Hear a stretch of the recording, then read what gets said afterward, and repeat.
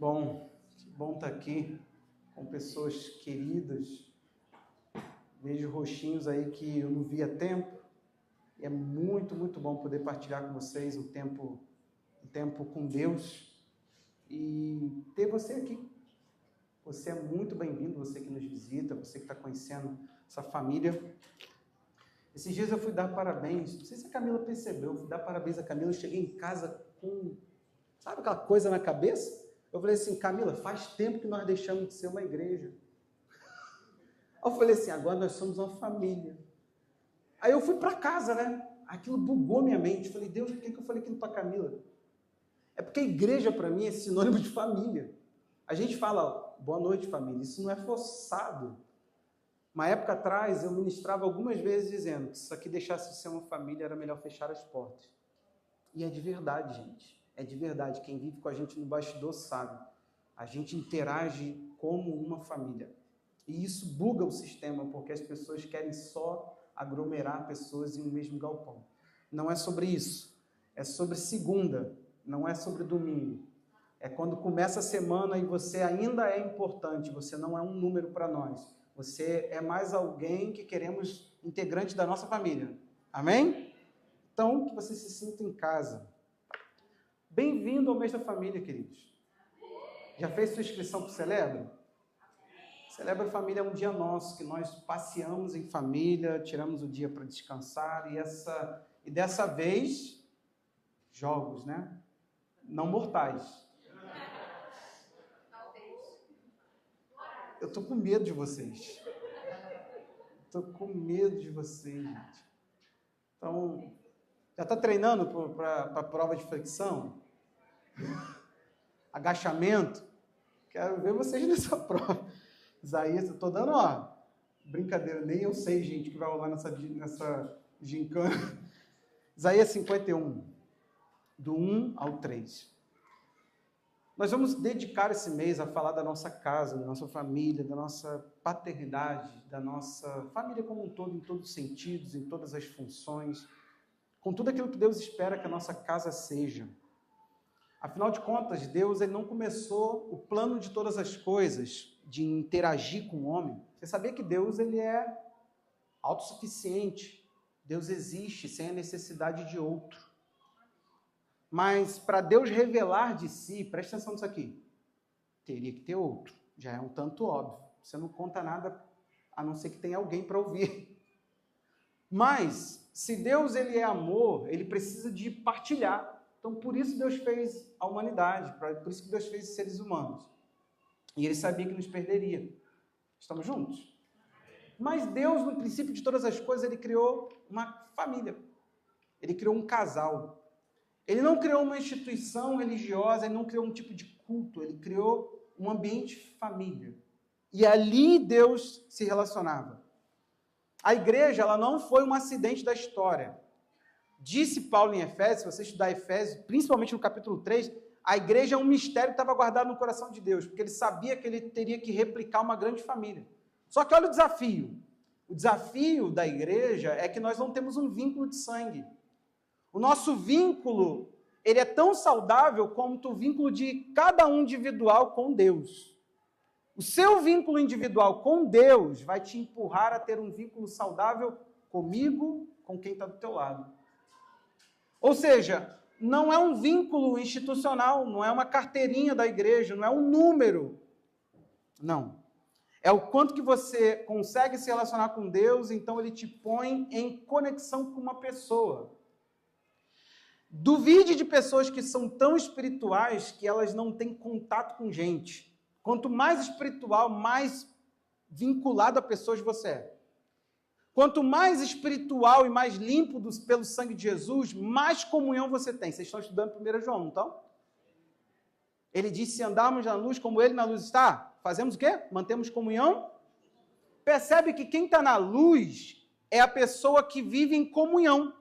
Ou seja, se eu estou em trevas, eu vivo num sistema de me esconder, de não mostrar claramente quem eu sou. Então isso impede o acesso do outro a mim. Por quê? O que ele vê de mim é o que eu ponho para fora das trevas.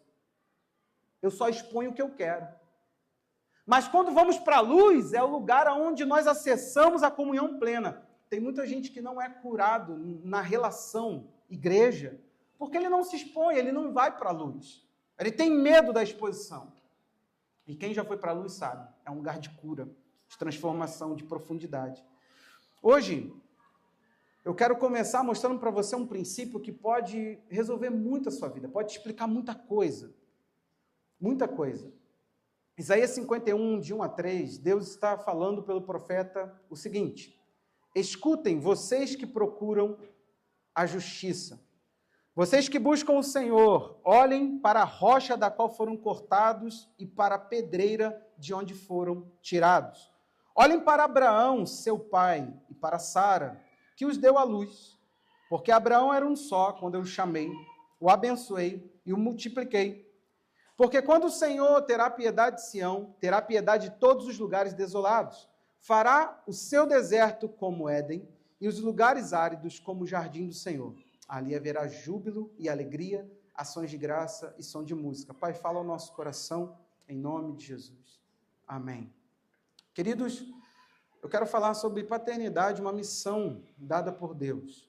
Esse texto que eu escolhi aqui para compartilhar com vocês, iniciar nele, é interessante porque essa profecia ela tem blocos. Se você for estudar Isaías, Isaías é feito por blocos, e o bloco que você leu comigo agora, que é bem o final, Deus está falando de uma restauração. Porque antes, Deus havia falado de uma desolação, e não só sobre Israel, mas sobre toda a terra.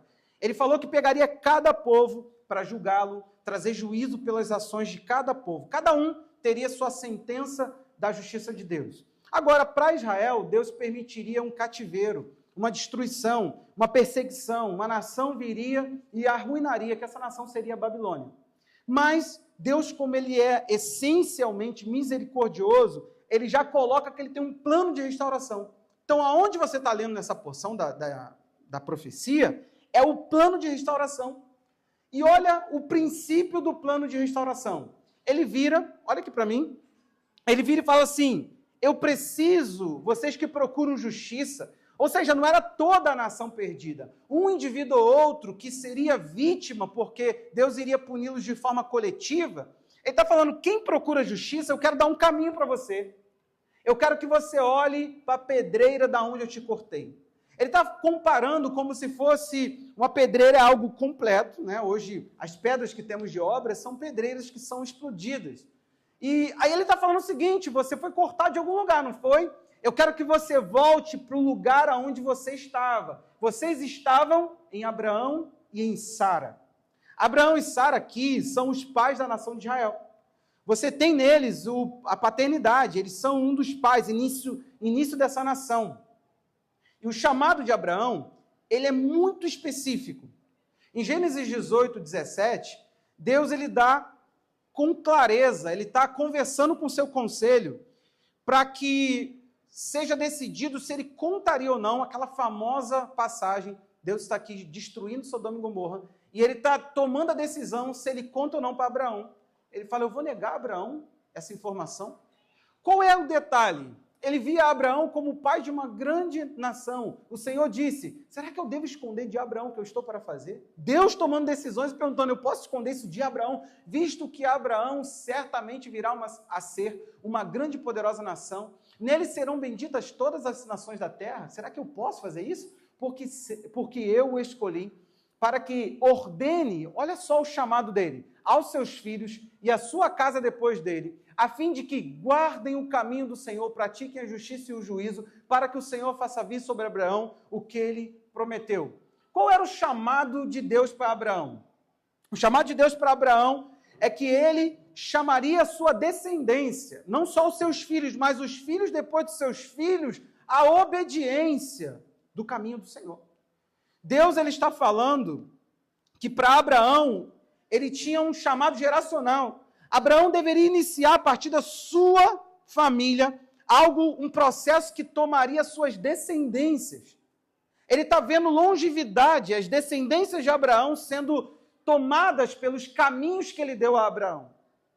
Eu quero tomar a partir do que Deus começou com Abraão para te mostrar o que deveria ser a paternidade, o que deveria ser, o que Deus ele planejou que fosse, e o que infelizmente, talvez, infelizmente para você, você bebeu.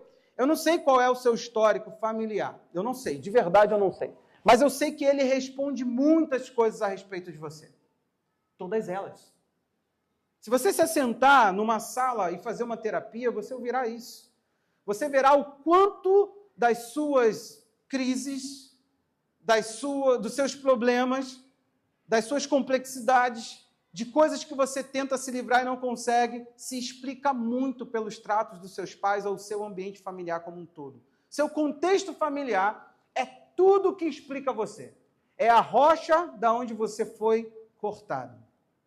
Eu quero te mostrar uma coisa ruim sobre pai e filho.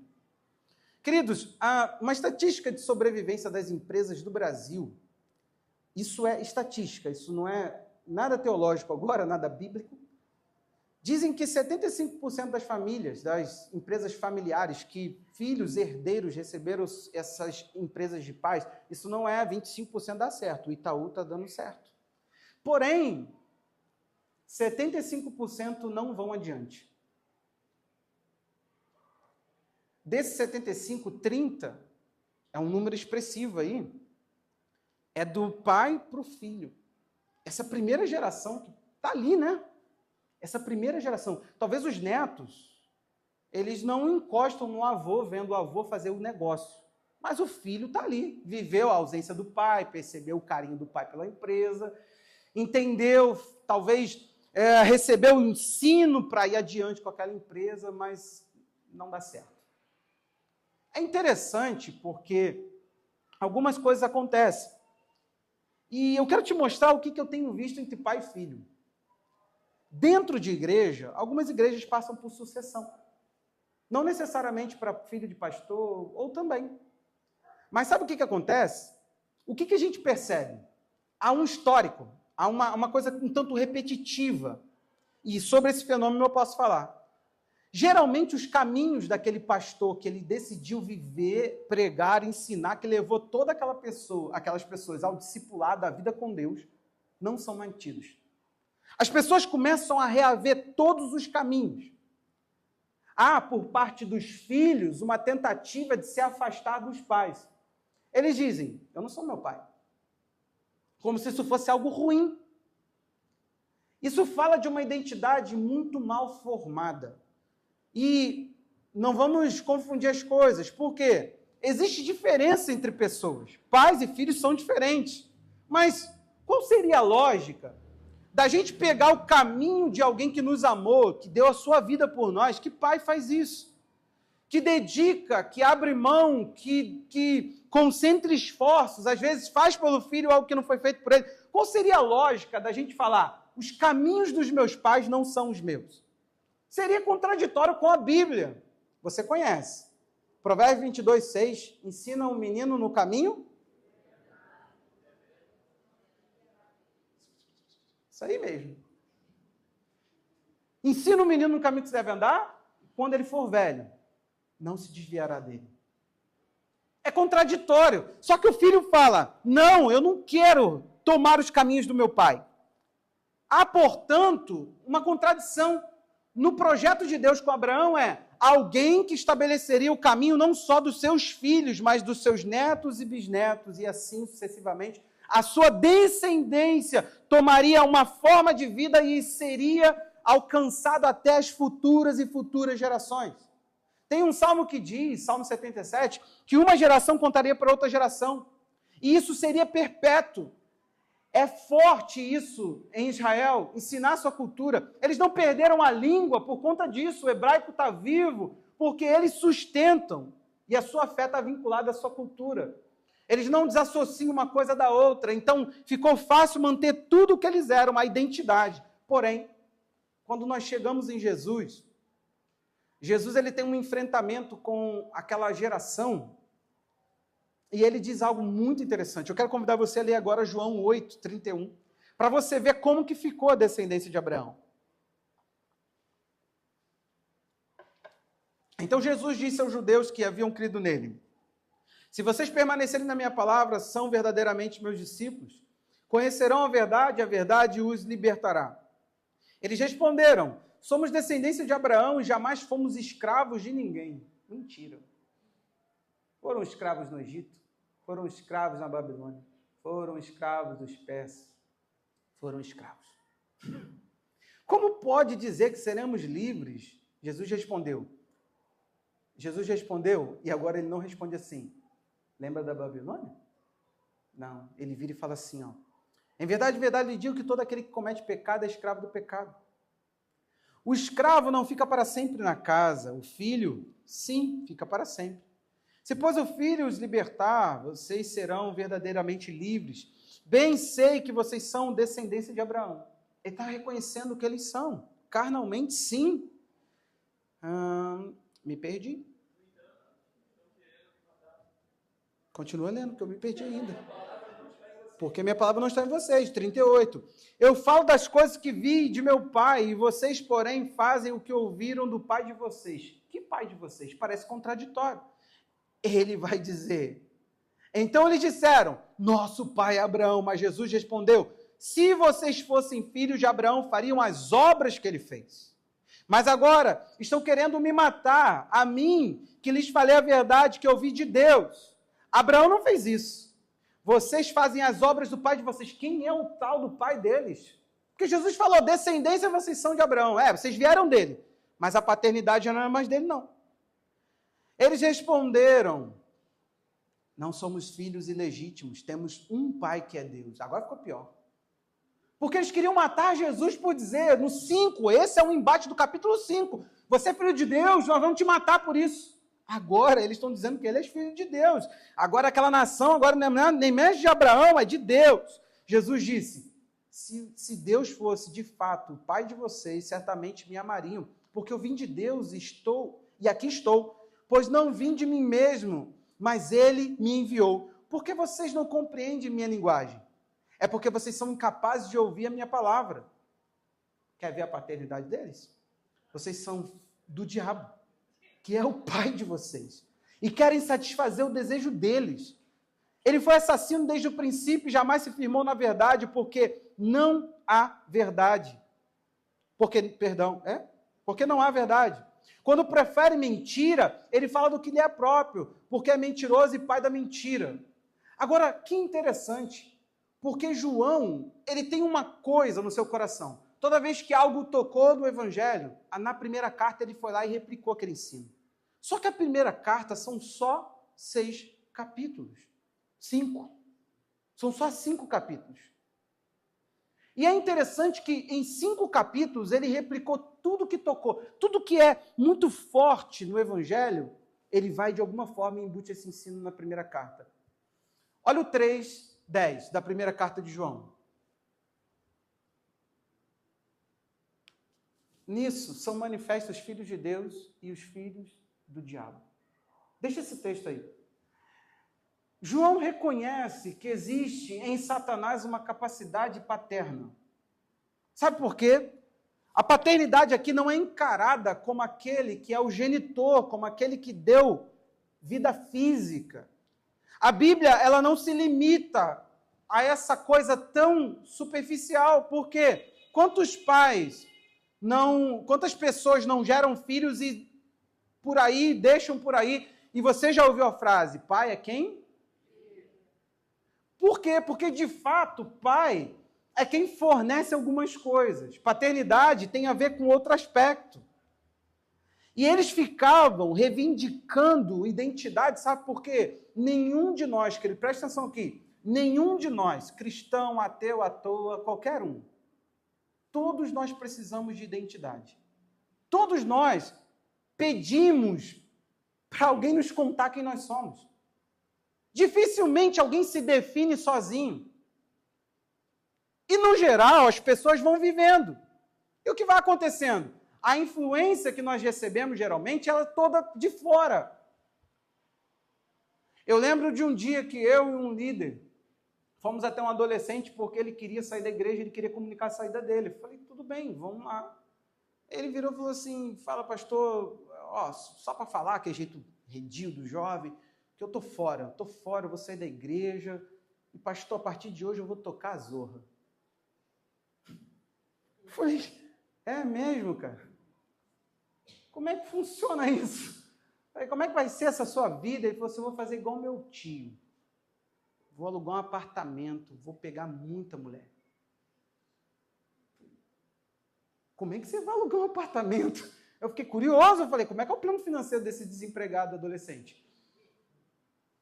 Ele falou, não sei, eu vou tocar a zorra. É isso que eu quero viver igual meu tio. Aquele menino tinha sido criado por mãe. Não tinha um bom relacionamento com o pai. O tio dele era o herói. E o tio dele vivia uma vida extremamente badernada. E na hora de se definir, ele procura uma identidade, ele procura alguém para espelhá-lo. Ele fala, eu não sei quem eu devo ser. Então, todos nós procuramos por isso. Olha para mim, tuas crises estão aí. A começar da tua busca por identidade. Porque o pai, ele deveria responder muitas coisas que formariam você na sua identidade, na forma como você se identifica. Você não tem certeza de coisas na sua vida ainda na vida adulta. Meu irmão, se os homens fossem mais corajosos, eles começariam a provar cura e replicar cura dentro dos seus lares, porque tem muito homem pequeno por dentro, fraco. E a fraqueza deles não está na capacidade de trabalhar, está na capacidade de ser. Eles não têm certeza de nada. Eles são indefinidos. Se tornam filhos para suas esposas. São inseguros, são incompetentes para gerir. Para falar não, decisões. Eu concordo que você não tem que ser o autoritário dentro do seu lar, até porque liderança não tem a ver com autoritarismo. Mas é tão frustrante o quanto que essa geração, tudo que você precisa da resposta, você fala com a mulher, você não fala com o homem. Eu me lembro que na minha imaturidade eu abri o curso de hombridade aqui. Nós temos um curso, uma série de 9 cursos que trabalha sobre hombridade. O primeiro é hombridade. Aí eu abro hombridade e uma mulher falou assim, passa uma mulher e o esposo por mim. Eu depois perguntei quantos se matricularam. Fulano só. E porque a esposa mandou. A esposa mandou. Era para eu ter feito, né?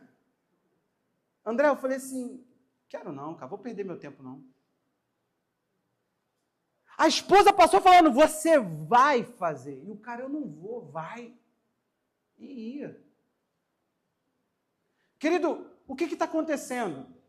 Nós não temos quem nos afirme, nós não temos quem fala conosco, quem nos forma. Nós não podemos viver de forma avulsa, pegando realidades enganosas sobre nós, jogando para dentro, porque na hora da vida, essas coisas que nós vamos captando e jogando para dentro sobre nós, vão nos formando, e o seu mundo está sendo totalmente essa trajetória de formação. O dia em que teu pai deveria estar sendo ativo e ele foi omisso e tua mãe foi muito firme, gerou em você alguma ideia de masculinidade. Você está espelhando isso de alguma forma. É incrível.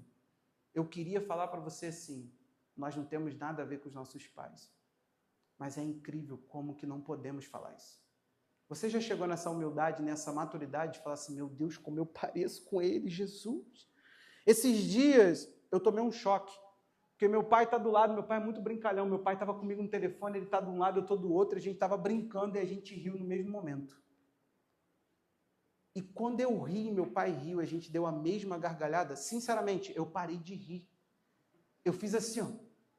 Não estou fazendo piada, gente. Eu falei, meu Deus, quase não falo com meu pai. Gente, não é uma coisa que a gente está na mesma rua morando, no mesmo quintal. Como é que a gente ficou? Falei, gente, a minha voz está parecida com a do meu pai. Meu jeito de rir. A pastora chegou lá para ter um tempo com meu avô. E meu avô tem quase seus 90, não, mais de 90 anos. E o meu avô está sentadinho. De repente ele vai falar, tá daí, gente, o meu jeito de ser. Tá ele aqui, ó. Daqui a pouco ele fala assim, aí, não sei o que, não sei o que. Você já percebeu que eu não faço nada parado? Na hora de falar, eu me armo? Ela ficou olhando, ela falou assim, Meu Deus, tu faz isso igual o teu avô. Explica, meu irmão. Se eu vi meu avô nesses anos todos, algumas vezes, foi muito. Meu avô mora em Minas. Minha mãe perdeu o contato com a família há algum tempo. Por um tempo, meus pais se separaram, eu não conseguia ter esse contato. Como é que eu posso replicar o meu avô? Selma, isso não faz sentido nenhum.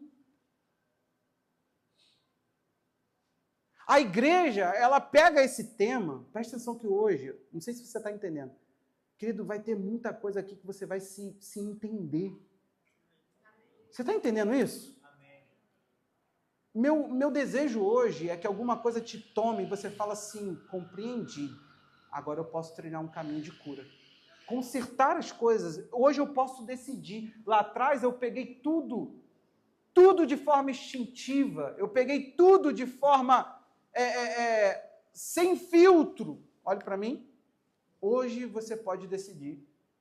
Hoje você pode arrumar as bagunças que colocaram dentro de você. Então vamos lá. A paternidade é algo que gera mais do que o aspecto físico. Nós não estamos falando aqui apenas para os pais. Eu quero que você, filho, ouça isso e saiba identificar hoje, com a maturidade que Deus alcançou sua vida. E Ele tem feito um processo na sua vida. A sua alma ela não foi apagada na tua salvação. Você precisa entender que a sua alma, às vezes, não acompanha a vida de Deus. Ela está capenga, ela está contida na sua frustração, naquilo que te formaram de forma errada. Então, pais são muito mais do que genitores. Os pais, eles não apenas geram no aspecto físico, eles geram no sentido de coração. O teu pai embutiu em você coisa que você não pediu. Sabe por quê? Na hora de Jesus olhar, ele falou assim, as gerações deveriam ser as gerações de Abraão. Está tudo certinho. Mas quando chegamos aonde nós estamos, vocês não podem dizer que vocês são geração de Abraão. Quem colocou a essência no coração de vocês foi Satanás. Jesus mostra o aspecto de que não basta dizer, eu vim de tal pessoa. E é interessante porque, se você for pensar, quando chega na fase que Jesus está, o tempo todo é explicado para aquela geração de hebreus. Vocês não têm nada a ver com o pai de vocês. A primeira pregação do reino de Deus foi João Batista, em Mateus 3. Olha o que ele diz para a geração no 9.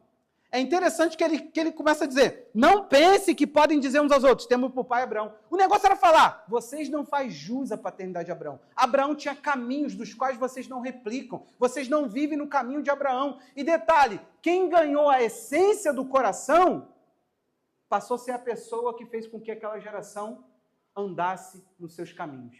No caso, Satanás era mais pai do que Abraão. É isso que Jesus falou. Então eu estou te dizendo que quem te formou não necessariamente foi seus pais, foi para quem você emprestou teu coração, quem conseguiu acessar seu coração. É tão triste que talvez teu pai e tua mãe, eles não alcançaram seu coração, eles trancaram seu coração. E é possível que você olhe para eles hoje, até queira, você fala, meu Deus, eu sou um adulto, eu preciso dar amor ao meu pai e à minha mãe, mas você não consegue dar. E a culpa não está em você.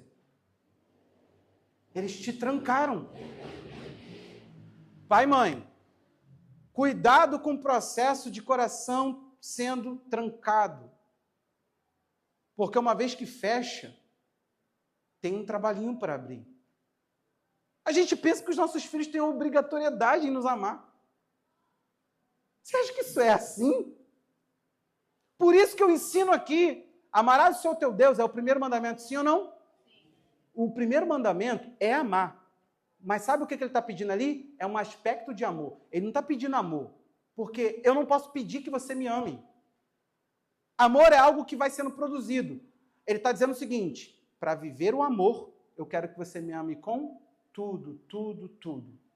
Ali, Deus está falando que Ele não quer ser apenas um amor, Ele quer ser o amor da sua vida. O maior. O primeiro. Deus não está pedindo amor, porque você não pode pedir para ser amado. Você está junto comigo? Então por que você acha que seu filho precisa te amar obrigatoriamente? Quero te ajudar com a cura. Pastor, mas eu também não amo os meus pais. Eu não sinto isso, pastor. Começa a se entender agora. Você tinha o seu coração na mão deles. Eles fizeram o que quiseram, atrapalharam e depois acharam. É filho. Não é porque eles colocaram comida no teu prato, ou te deram umas roupas, ou te deram um aniversário ou outro, que aquilo que eles fizeram e atrapalharam o seu coração com eles, vai ser substituído. Meu irmão, presta atenção. Presente nenhum substitui presença. Não há o que você dá para o teu filho, não há o que você faça por ele, não há. Ele não vai olhar para a faculdade. Vai por mim, palavras vai marcar mais do que uma faculdade, do que um carro. No dia que ele entender a maturidade, na imaturidade ele até aceita ser comprado. Porque talvez, se você não está formando ele emocionalmente, quem dirá nos valores? Eu aprendi a não ser comprado. Dificilmente você é capaz de me dar um presente de aniversário, a gente se abraçar, eu entrar contigo numa sala e eu te dar uma bronca. Se você tiver que ser corrigido. Eu não me sinto em dívida. É uma das coisas que, muito bom, minha família fez comigo. Eu não tenho meio preço, entende? Não tem como comprar. Mas isso foi coisas que, não sei, o Espírito Santo soprou, ouviram na bagunça e embutiram em mim, Vitor. Alguma coisa tinha que vir de bom. Uma das coisas que eu aprendi na vida é isso, não ter preço. Quando nós lemos Malaquias 2,15, ele fala exatamente isso, que duas pessoas são dois espíritos, ó. Não fez somente um, não é isso que é o casamento, uma só carne? Mesmo que lhe sobrasse o espírito, a pergunta é, os dois não são dois espíritos, mas ele não fundiu em um? Por que ele colocou um casal para ser uma unidade? Porque somente um. Por que somente um? É uma pergunta. Porque buscava descendência piedosa. Aí ele garante, portanto, tenham cuidado para que ninguém seja fiel com a mulher da sua mocidade. O que a gente tem que entender? Ele está falando que o casamento é a conexão de duas pessoas. E por que é tão forte essa conexão de duas pessoas? Porque Deus estava procurando uma geração piedosa. Agora, uma questão sobre esse texto. Por que ele não fala assim, Deus estava procurando uma descendência? Porque não é sobre fazer filho. Não é sobre replicar número.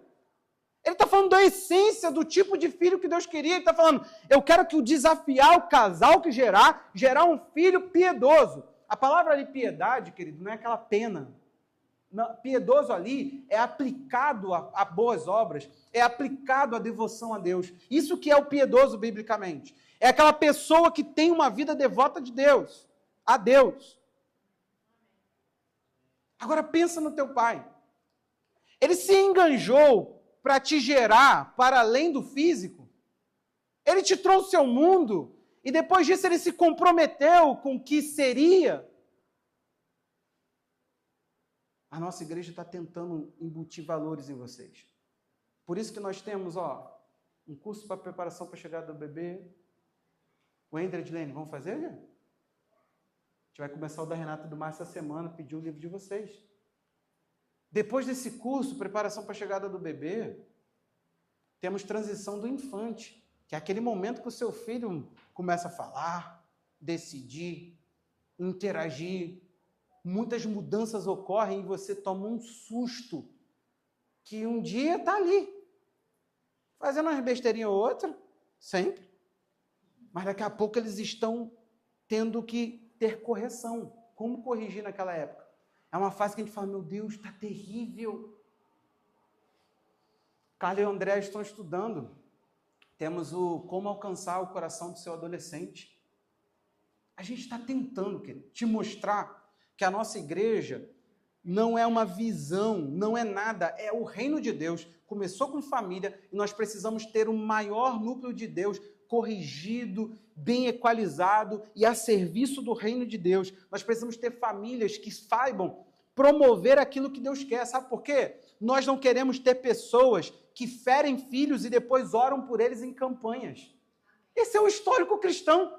Os pais acabam com o filho e depois oram por eles. E eu fico pensando que a igreja de Jesus, ela não está nem aí para a família.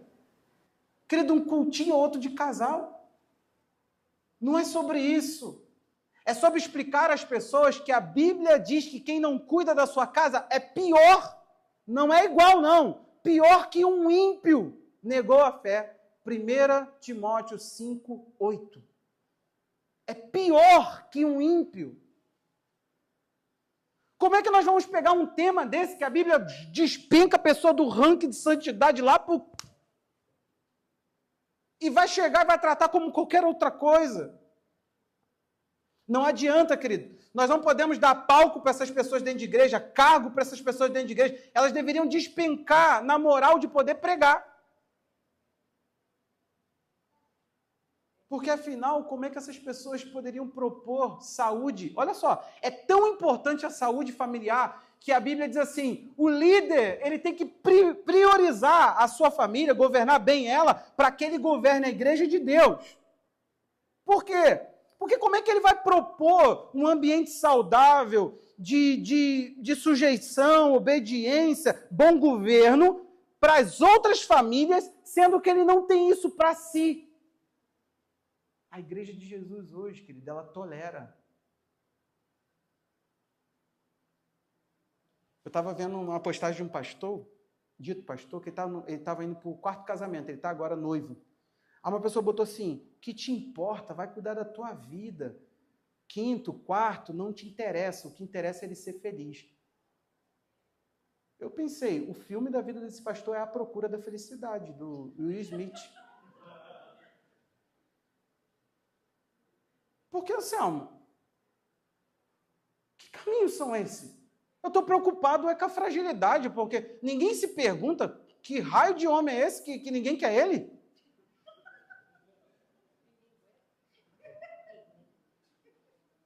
A pessoa tem que entender o que custa para ela. Está escrito o que custa. Marido de uma só mulher.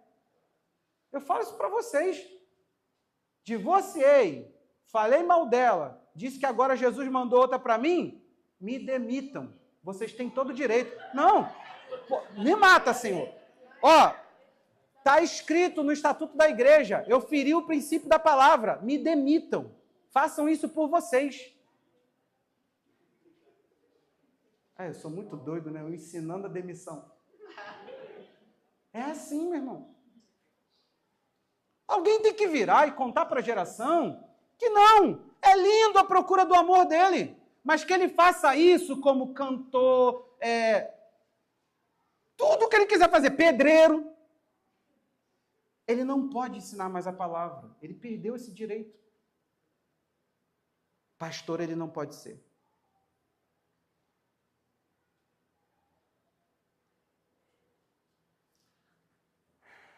Eu quero te perguntar quem você tem sido. Sabe por quê?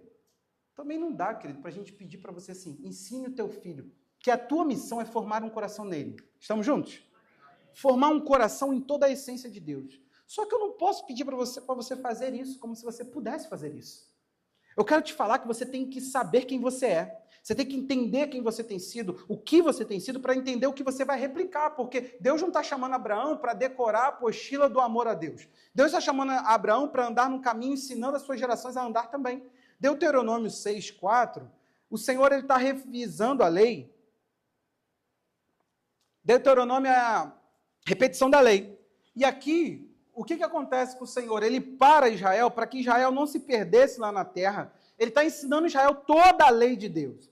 Então, Moisés está fazendo esse trabalho. Aí ele vai dizer, escute Israel, o Senhor nosso Deus é o único Senhor. Portanto, olha isso, ame o Senhor seu Deus de todo o seu coração. Ele está falando assim, você precisa amar a Deus de todo o seu coração, de toda a sua alma, ou toda aí, e com toda a sua força. Essas palavras que eu lhes ordeno estará onde? O problema cristão é esse. A gente usa a Bíblia contra os filhos, ou nem usa, ou nem cita a Bíblia para eles, mas a palavra de Deus está lá, não está cá. Tem que estar aqui. Porque Deus não ordenou que a gente ordenasse os nossos filhos aquilo que tivesse escrito na Bíblia. É aquilo que estivesse no nosso coração. Se você não se forma, você não tem como formar. Pior, se você se deforma, você entendeu a questão?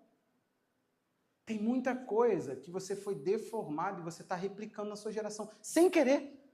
Eu não estou te marginalizando, não estou te acusando, não. Eu estou dizendo que, querido, mais cedo ou mais tarde, pode voltar aqui. Mas faz isso, por favor. Fala assim, ó, cheguei naquele estágio, pastor. eu me vi sendo os meus pais. Ou, presta atenção, pior ainda, que esse aqui para mim é um aprendizado que eu guardo para a minha vida. É quando você fala assim, eu não tive nada, meu pai era um bêbado, não levava nada para casa, por isso que eu dou de tudo pro meu filho. Pé. Parece lindo, não parece? Está errado. Você só está sendo o contraponto do erro, você não está sendo o acerto.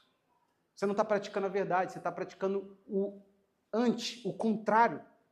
Você está sendo contrário a uma postura errada, isso vai dar errado. Você está vivendo para superar um erro. Tá. Aonde que tem que estar? No? Aí olha o que ele diz agora. Você as inculcarás a seus filhos. Meu irmão, se pai não tivesse acesso à mente do filho, você acha mesmo que a Bíblia mandaria a gente colocar a palavra lá? Hã? Cara, é incrível o poder da tua voz. É incrível a tua influência. É incrível o poder de influência. Você, com a tua voz, é único na vida do teu filho. Se você aprender a usar nesse poder, a transferir essa autoridade, colocar diante de Deus e falar, usa essa autoridade para que eu transfira para os meus filhos, você vai entender, meu irmão. Está muito mais do que, benção pai, Deus te abençoe, filho. Mas aquilo lá ainda era muito melhor do que qualquer outra coisa que está por aí hoje. Querido, como é bom. Isso não é infantil, não. Você falar assim para o seu filho, vai casar, vai tomar decisão. Presta atenção aqui. Quero ensinar uma coisa que eu não ensino, mas eu vou repetir isso aqui várias e várias vezes. E no mês da família temos que repetir. Filhos não pedem ao futuro o namoro ali, ó. Não. Pedido de casamento, Vitor, quando você for pedir, é diante da família. Você não vai pedir a menina sozinha. Primeiro você fala com pai e mãe. Seu e dela. Quem te envia, você não se auto-envia, você não tem essa autoridade. Pastor, eu não fiz. Tá tudo bem. Estou ensinando. Pode ser lindo, querido. Yasmin, Vitor, praia. Ó, lindo. Me mande as fotos, mas me conte. Porque eu pergunto depois aos pais. Te pediram? Eu pedi para o meu sogro, para o vovô da pastora, tá todo mundo lá para a igreja. Falei, meu Deus do céu. Tinha que me dar umas 15 mãos em casamento ali. 2 mãos não dava não, porque tanto pedido. Por favor, meu irmão. Aqui, isso aqui, Kátia, ó, é lindo para foto, mas não é princípio. Tem um guardião daquele coração. Tem um guardião daquele coração. Respeite aquele coração. Aquele coração tem dono. Pai e mãe. Você não é dono de nada. Pode falar, eu te amo, mas o coração dela ainda não é teu. Corrige, querido. Vai lá no pai e na mãe e honra. Se não fez, faça. Inculcarás a seus filhos e falarás dela quando estiver sentado em tua casa, andando pelo caminho, ao deitar e ao levantar-se. O que ele está falando? Não adianta repetir a palavra se ela não estiver no teu coração. O que você tem sido? Se você não é um produto da palavra, se a palavra de Deus ela não tem produzido você, ela não tem feito o teu coração, ela não tem formado você, não tem o que você fazer pelos seus filhos. Tu precisa deixar com que a palavra te forme, para que então você forme seus filhos. Posso te falar uma coisa? Nós somos essencialmente palavra. Sabe o que isso significa? A Bíblia diz que nós nascemos de uma palavra, nascemos de uma semente incorruptível. Alguém colocou uma semente de uma palavra dentro de nós. Uma semente. Eu não sei se você entende o verbalizar, quando alguém fala algo sobre nós. Você precisa sim da bênção. Procure, que vai abrir um negócio, chama seus pais, chama sua mãe. Minha mãe era não crente, meu padrasto se dizia ateu. Eu cheguei para eles e falei assim, a partir de hoje, meu ministério pastoral vai iniciar, quero contar para vocês, eu quero dar toda a liberdade de vocês fazerem a pergunta que vocês quiserem. Eu vou explicar tudo para vocês e eu queria a bênção de vocês. Faz sentido, minha mãe não estava nem aí para Jesus, meu padrasto nem achava que Deus existia. Não é sobre.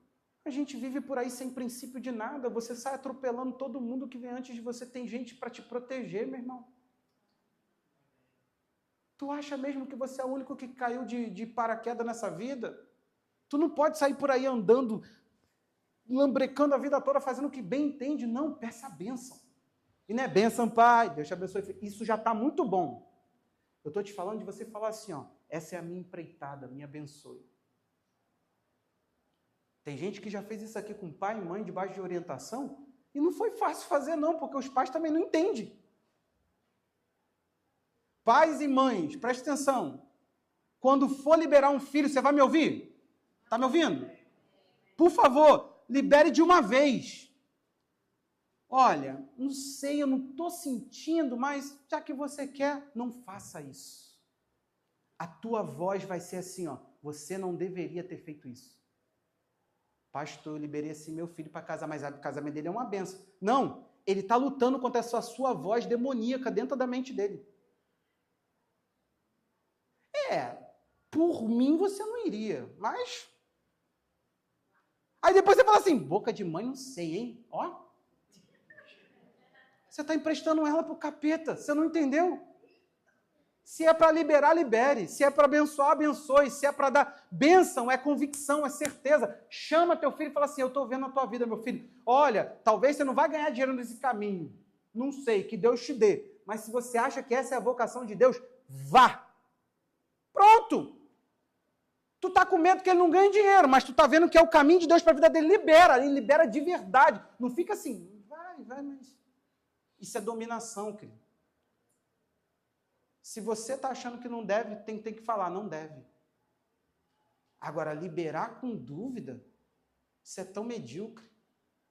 Agora, vamos lá. O que dizer de um pai inseguro liberando um filho para viver de forma segura? Não libera.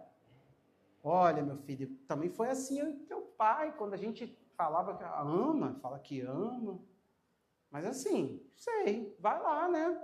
Talvez contigo vai ser diferente. O primeiro problema ele vai lembrar, porque não tem a ver. Emoções doentias não têm inteligência. Teu filho não vai raciocinar de modo limpo. Ele vai ouvir a voz da dúvida. É incrível como o poder da dúvida faz a gente sucumbir. Sim ou não? Quer lembrar comigo? Quinta-feira eu falei sobre isso. O Pedrão está lá e a voz do fantasma, porque ele gritou, é um fantasma. Todo mundo gritou, é um fantasma. E o fantasma, se não é um fantasma, é Jesus. Então manda a gente ir aí que eu vou e eu vou. Jesus falou? Ele ouve a voz do fantasma, isso não faz sentido nenhum para mim. Desce na água e... Tá, a Bíblia diz que ele sentiu a força do vento, reparou no tamanho das ondas, começou a sentir medo, fez a fé dele sucumbir. Olha o poder de um sentimento, querido. Um momento de dúvida substituiu o poder da fé. A fé que faz a gente ser salvo, que é por meio dela que a gente acessa a Deus e a palavra. O poder da palavra é acessado pela fé. E um momento de sentimento, um sentimento de medo, fez o homem afundar.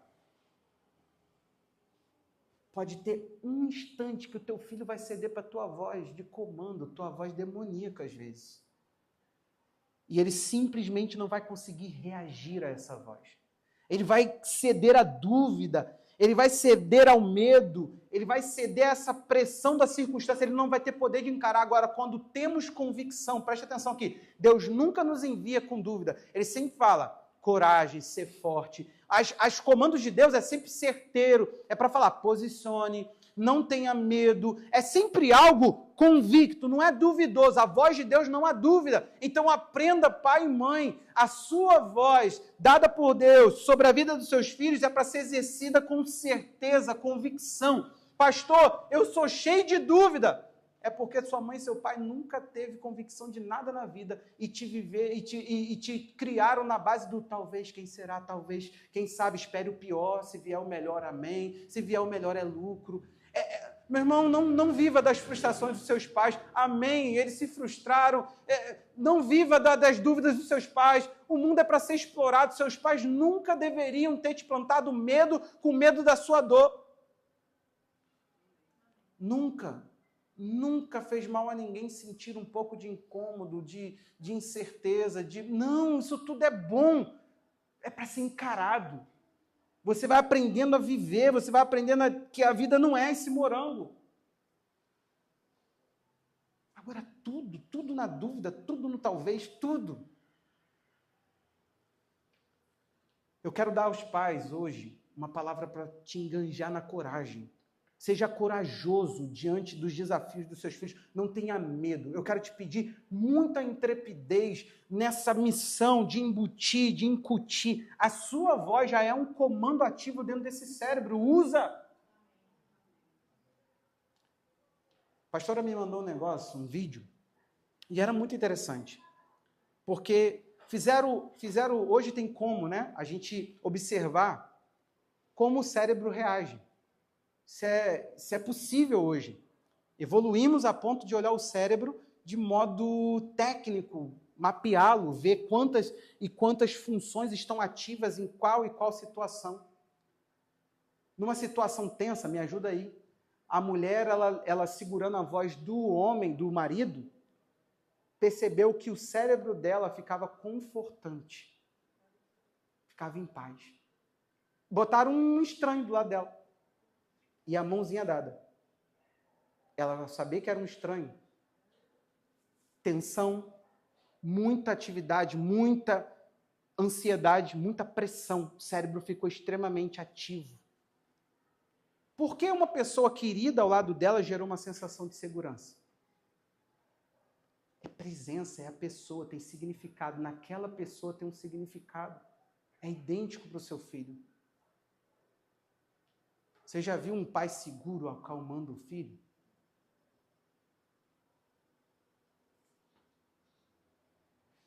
A gente criou o Felipe desde o curso, a transição do infante. Ela ensina que metade da histeria das crianças ao se machucar está nos adultos.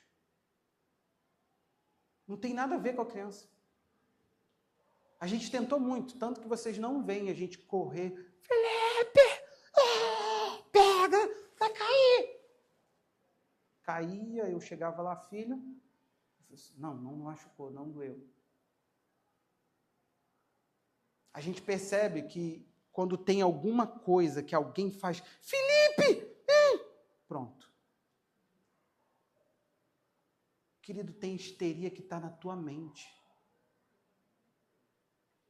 Alguém, por medo do tombo do filho, evitou que o filho tombe? Não, eu sou cuidadoso. Pastor, você é descuidado. Então vai, gera uma criança insegura. Recentemente, precisei confortar uma criança. Não tinha o que eu dissesse que fazia a criança parar de berrar histericamente. Desproporcional o que aconteceu. Não adiantava o que a gente fosse falar, a criança gritava. Eu quero ver!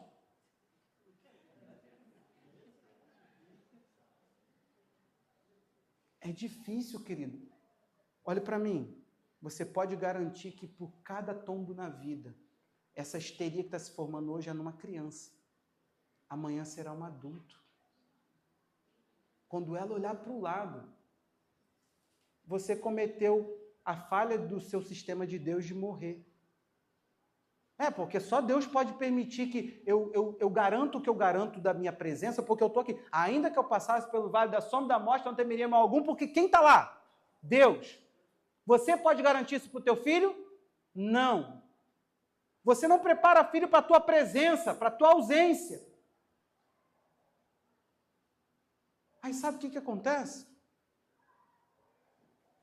Você fica ali criando como se o tempo todo você pudesse proteger de todas as dores. Não pode. Não pode. Eu estou assustado. E eu não vou dar bicho para os adolescentes. Na imersão de liderança, Felipe falou assim, papai, eu fiquei lá na piscina, eu fui para o fundo, né? Aí, eu bati no fundo, mas o importante, papai, ele falou isso, sem piada, o importante é que eu fui forte e bati no fundo e consegui segurar de novo. Falei, filho, então você se afogou. Ele, mas o importante é que eu fui corajoso, não foi? Falei, isso. Nossa, acabou com o bis, todo mundo, perdeu o bis.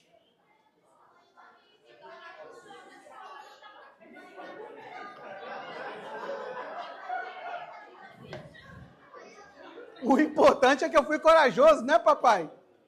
Falei, meu filho, o importante é ser corajoso, mas o que você falaria para o seu filho depois disso? Você tem que preparar ele. Ele falou assim, não pode ir para o fundo. Foi isso que a gente combinou com você. A gente confia em você para ficar onde? No raso. Não pode ir para o fundo.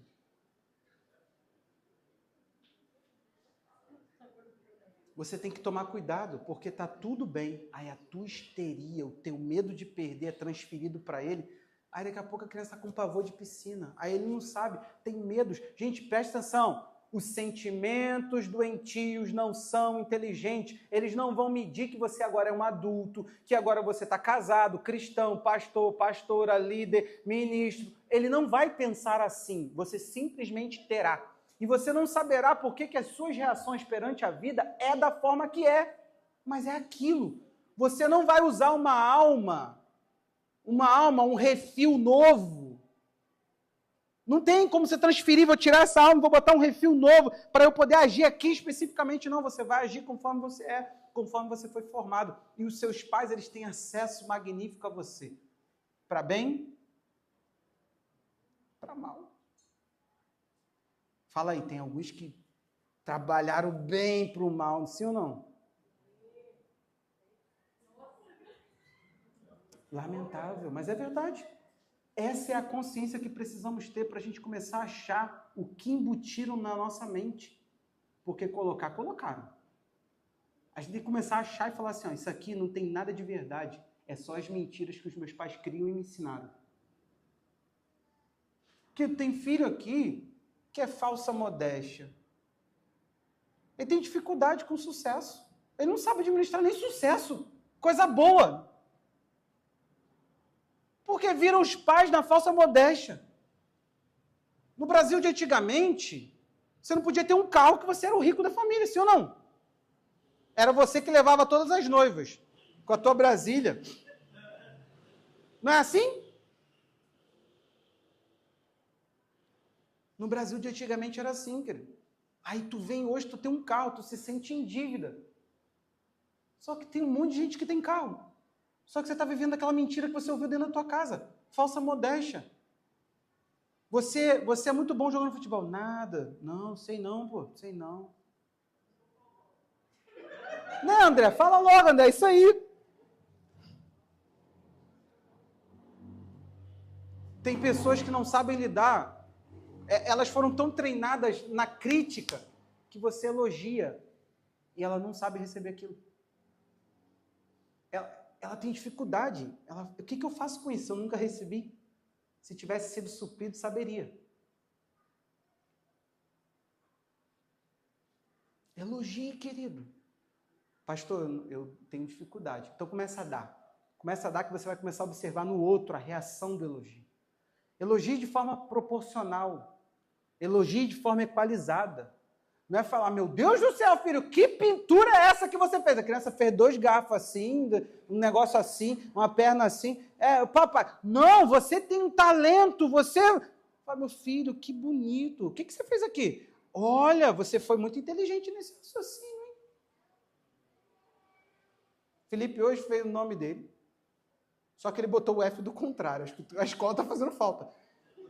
Botou o F do contrário, acho que o Felipe deve contrário. Aí ele fez um negócio no meio assim, que eu não entendi o que era, um anjo, e o número 46.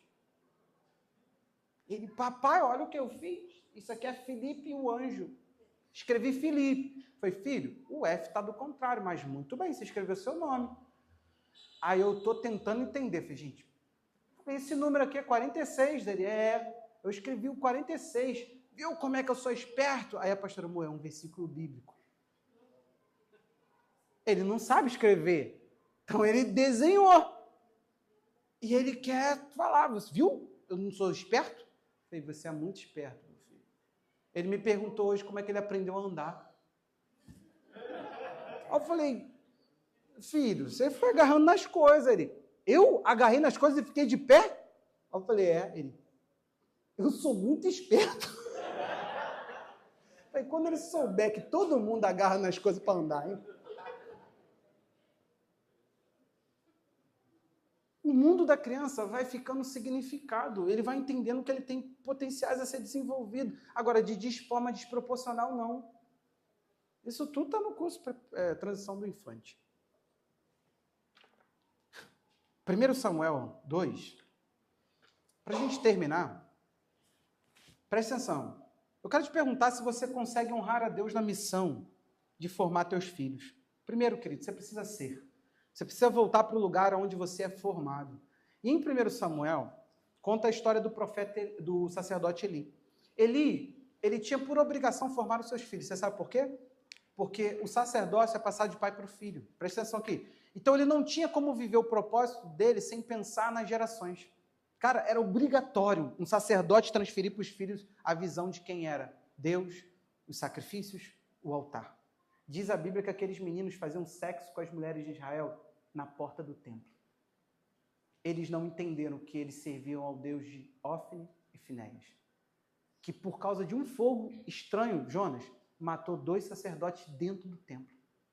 Esses meninos não ouviram essa história. Eles não entenderam que eles eram da linhagem de Arão. Um homem que Deus escolheu para entrar na presença de Deus, na glória de Deus. O nosso amado Eli, ele vai acabar com a sua linhagem. Deus ele vai tirar Eli e sua geração da linhagem sacerdotal. 1 Samuel 2,12 diz assim: os filhos de Eli eram homens malignos e não se importavam com o Senhor. 2,25 Eli agora vai, depois de muito saber de tudo, ele falou assim, está ficando vergonhoso, todo mundo está sabendo. Olha o que ele fala. Se um homem pecar contra o seu próximo, Deus será o seu árbitro. Mas se ele pecar contra o Senhor, quem intercederá por eles? Aí ele diz assim, mas eles não ouviram a voz de seu pai, porque o Senhor os queria matar. Aqui, Deus olha para aqueles jovens e diz assim, vocês não irão ter arrependimento. Por quê? Porque ali já estava gravado. Essa crise já estava ali, muito alta, muito grande. Tá. Aí vai passar, Samuel vai ser entregue por Ana no templo, lembra? Vai ser criado por esse sacerdote. Aí Samuel vai ter uma visão, vai ter uma manifestação de Deus, onde Deus vai falar com ele. Lembra? Samuel, Samuel, Samuel, Samuel. Nessa visão que ele vai ter, nessa profecia, verso 29, olha o que Deus vai falar com ele. Porque tratam com desprezo, está falando dos filhos do Eli, os meus sacrifícios e as minhas ofertas de cereais, que ordenei que fizesse na minha morada. E você, por que honra os seus filhos mais do que a mim? Porque você e eles engordem, para que você e eles engordem com as melhores partes das minhas ofertas, de todas as ofertas do meu povo Israel. Isso aqui, porque eu buguei a mente aqui, porque isso aqui é um profeta falando para ele, não, ainda não é Samuel. Agora sim, Deus ele vai falar que ele vai suscitar, lá no 35, um outro sacerdócio. Ele falou, eu cansei, eu não quero mais ele. Aí agora, Samuel vai contar para Eli, em 1 Samuel 3:13, o que Deus iria fazer, de novo. Porque eu já disse a ele que julgarei a sua casa para sempre, pela iniquidade bem conhecida, porque os seus filhos trouxeram maldição sobre si, e ele não os repreendeu. Quando ele vai chegar, já era tarde. Quando ele chegou, já era tarde. Vamos lá. Quem vai ser o sacerdote que vai suceder Eli? Samuel. 1 Samuel 8:1. Agora Samuel com os filhos dele. Se Eli acaba com o sistema de sacerdócio, Samuel vai acabar com o sistema de juiz em Israel. O cara cresceu numa casa vendo problemas com os filhos. E olha o que ele vai fazer. Quando Samuel ficou velho, é sempre assim, querido. O tempo passa, as coisas ficam ali, você não exerce seu propósito, você honra mais os filhos do que a Deus, você não se posiciona na sua tarefa. Aí agora chega o momento de colher os resultados da sua educação. quando Samuel ficou velho, constituiu seus filhos por juízes sobre Israel. Que lindo! A geração, os próximos juízes, legal. O primogênito se chamava Joel e o segundo se chamava Abias. Eles foram juízes em Berseba. Porém, os filhos de Samuel não andaram pelos caminhos dele. Percebe que sempre que um filho nega o caminho do pai, o negócio não dá bom. Só que vamos lá, é justo também chegar para qualquer filho, para qualquer pai e falar, anda no caminho do teu pai? Não. Por isso que essa mensagem é equilibrada, ela não pode ser só para o pai ou só para o filho. É para ambos meditarem o que foi que o teu pai te deu de caminho. Porque deu, querido, tu está andando em algum caminho do teu pai. Pode ter certeza, de forma intuitiva. E o pior é que a gente replica o que não presta com uma facilidade, sim ou não? Sim. Samuel, eles não andaram pelo caminho dele. Ao contrário, inclinaram-se a tudo que um juiz não podia, que foi pedido que não pudesse. Avareza. Aceitaram o suborno e perverteram o direito. Imagina um juiz que, se você molha a mão dele, ele julga a tua causa. Juízes era para determinar o equilíbrio dessa nação. Meu irmão, Samuel viu o sacerdócio acabar numa geração que Deus jurou que era perpétua. Deus falou, eu não posso mais contar, eu tenho que suscitar outro sacerdócio. Agora, sabe o que vai acontecer aqui? Vai começar os reis de Israel. Fase terrível para Israel. Fase terrível. Culpa de Samuel.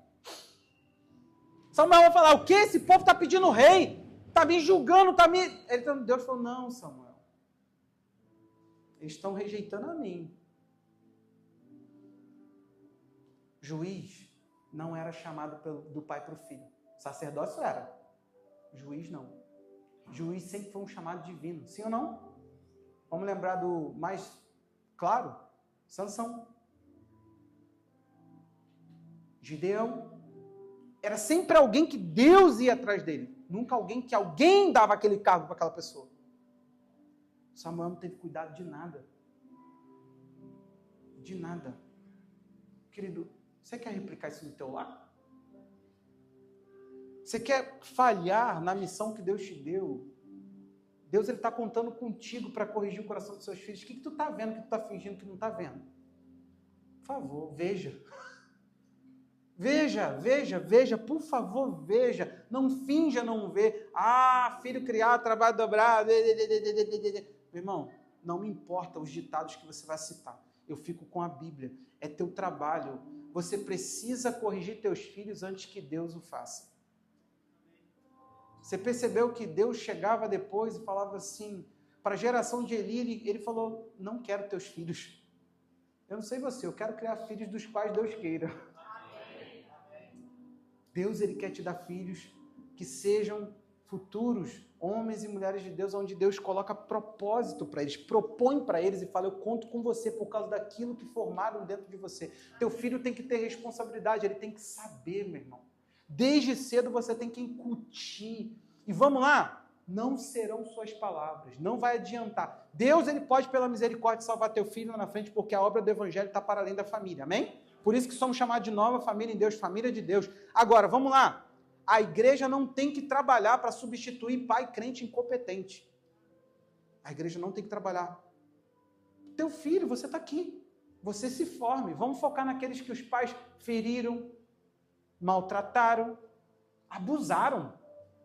Em todos os aspectos. Vamos focar nesses. Que não têm uma visão de pai. Vamos oferecer para eles uma visão paterna. Agora, para pai de filho crente, por incompetência, que Deus tenha misericórdia de você, dos seus filhos. Hoje o Senhor está te chamando nesse primeiro momento do mês da família a um arrependimento que às vezes a gente não carrega. E dizer assim, meu Deus, como eu deixei meu filho à vontade a ser o que ele quisesse. Pastor, eu não tenho moral para corrigir meu filho. Ele já tem uma idade para entendimento? Tem. Então sente com ele e fala assim, filho, você sabe que papai errou muito na vida, mas eu quero te pedir, não ande por esses caminhos. Eu encontrei o arrependimento, meu filho. E o arrependimento nos dá direito a novos caminhos, só que você já ensinou caminhos velhos. Só fala assim, só não siga meus caminhos, por favor. Pastor, e eu? estou aqui, homem feito, sei o que quero da minha vida, mas não consigo. Parece que é uma maldição, pastor. Não tem uma quebra de maldição. Meu irmão, existe a maldição. Um outro momento, um outro assunto. Mas eu quero te falar que isso é muito mais. É um poderio, é um poder, é uma autoridade dada aos pais. Teu pai entrou na tua mente.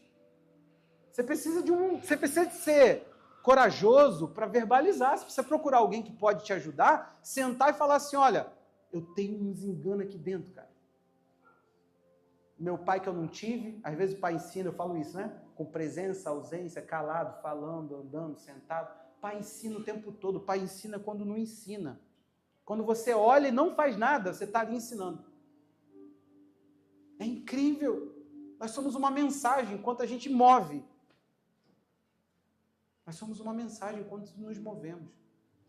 Então Deus está te chamando hoje para um lugar de arrependimento. Sabe por quê? Não adianta, teus filhos não verão tuas palavras.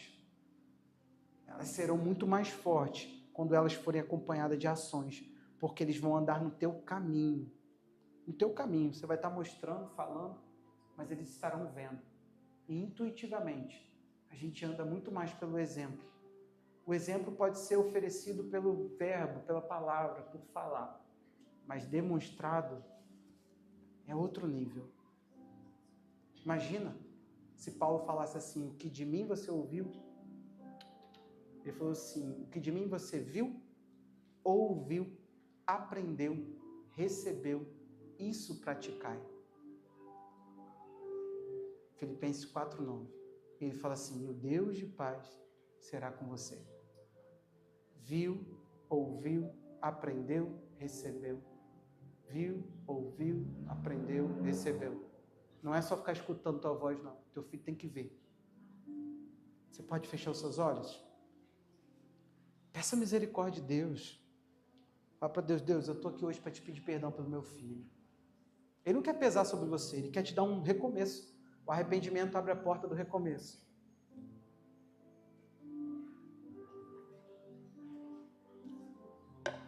Isso é o arrependimento, quando vemos um caminho e damos meia volta e recomeçamos no caminho aprendido. Então, o Senhor está te mostrando caminhos novos. Essa noite você aprendeu, recebeu de Deus, que tem um lugar de restauração. Para começar algo na vida dos teus filhos, nós como filhos de alguém, ele sempre vai falar, lembre da pedra que você foi cortado, lembra de onde você saiu, lembra de quem formou você. Imagina o filho que está desprovido desse exemplo. Ele sempre carece de lugar de identidade. Mas Deus ele pode te dar um lugar de identidade hoje. Um lugar onde você não é mais ferido, mas você é afirmado com segurança. O teu Deus, a Bíblia diz que ele testifica pelo Espírito que você é filho de Deus.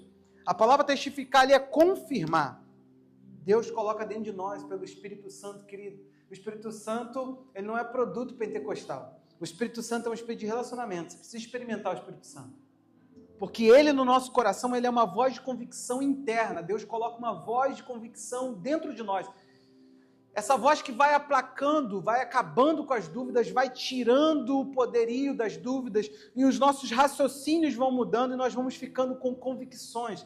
Raciocínios são, isso que a Bíblia chama de transformai-vos pela renovação da vossa mente para que experimenteis a boa, perfeita e agradável vontade de Deus. Enquanto Deus não pode mexer no que você pensa, no que você sente, Ele não consegue mexer em você. Então Deus quer desfazer essa mentalidade paterna errada. Deixa o Senhor agora mover dentro de você, causar uma reação. Você não precisa ficar agora irado com o pai, com mãe, você precisa se voltar contra esses pensamentos, contra essa estrutura e falar, eu não vou carregar mais isso, não vou carregar mais isso. Porque tem gente que não tem nem crise com a fé. A crise que ele tem com Deus e com a fé é crise de alguém. Meu Deus, move agora, Pai. Move agora, Senhor. Senhor, nós te damos esse lugar. Nós colocamos diante de Ti. Nós colocamos, ó Deus, esse ambiente diante do Senhor e te pedimos agora no nome de Jesus, Pai. Que o Teu Espírito esteja movendo no nosso meio, Senhor, gerando paternidade de Deus, gerando, Pai, neste lugar, Senhor, um apacentamento, o Senhor possa chamar pessoas a um caminho, mostrar para elas que o Senhor é o bom pastor, que o Senhor é o caminho, que o Senhor é a verdade, a vida, que ninguém vai ao Pai senão por Ti. Mostra, Senhor, de que o Senhor tem pavimentos novos, caminhos novos para mostrar, Senhor. Mostra que essa pessoa pode andar em caminhos que o Senhor planejou, de que nós não vamos, ó Deus, diante de Ti por uma identidade espiritual, uma identidade religiosa, é uma identidade espiritual de filhos e filhas.